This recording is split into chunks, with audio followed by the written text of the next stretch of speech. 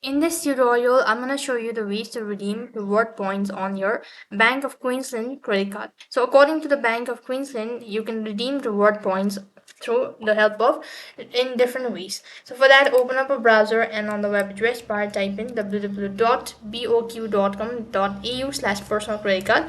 That's going to take you to their official page, and right on this page you should be able to find all of the list of credit card that you have applied. You'll be able to find the list of credit card that they offer.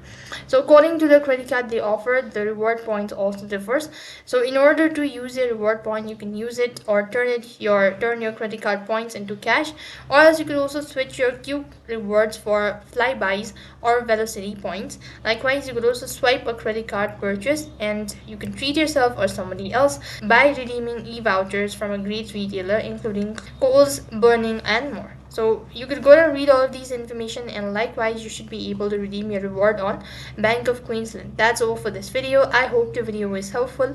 Make sure to like, share, and subscribe to our channel. Thank you for watching. See you in the next video.